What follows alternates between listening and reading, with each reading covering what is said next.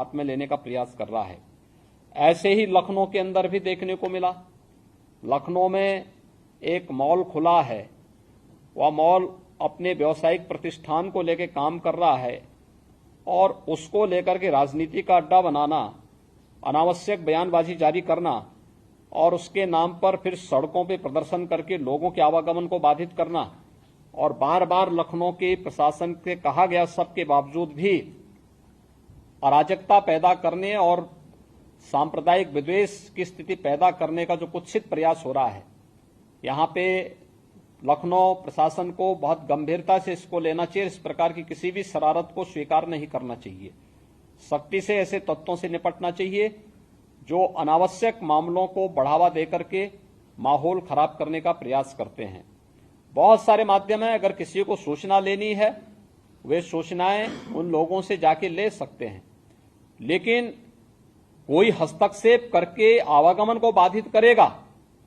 मैंने पहले कहा कि सड़कों पर या पूजा के लिए या किसी भी अन्य कार्यक्रम के लिए कोई जगह नहीं होनी चाहिए और इसको किसी भी प्रकार की अनुमति नहीं दी जानी चाहिए। जो शासन ने पहले से व्यवस्था बनाई है उसको हम सख्ती से लागू करें, इन चीजों को तय करें। दूसरा, कावड़ इस सावन के महीने में अलग अलग जगह अलग अलग प्रकार के कार्यक्रम होंगे।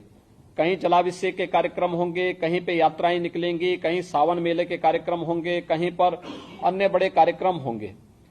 हम इस बात को ध्यान में रखेंगे कि सुरक्षा और सतर्कता के बारे में देखिए, जिस प्रकार के अलर्ट आ रहे हैं उनको ध्यान में रखते हुए कोई भी शरारती तत्व माहौल खराब करने के लिए किसी भी कावड़ यात्री पे हमला कर सकता है। रात्रि में विश्राम कर रहे हैं उस समय उन पर हमला किया जा सकता है, कोई अन्य घटना घटित हो सकती है। इसलिए जहां भी उनका रात्रि विश्राम हो उसके आसपास का सुरक्षा का वातावरण बेहतरीन होना चाहिए। जहां जिस रूट पर भारी मात्रा में कावड़ यात्री चलें वहां पर ट्रैफिक डायवर्जन की व्यवस्था हो और ट्रैफिक डायवर्जन इस रूप में हो कि किसी को भी उसका उल्लंघन करने की परमिशन न हो।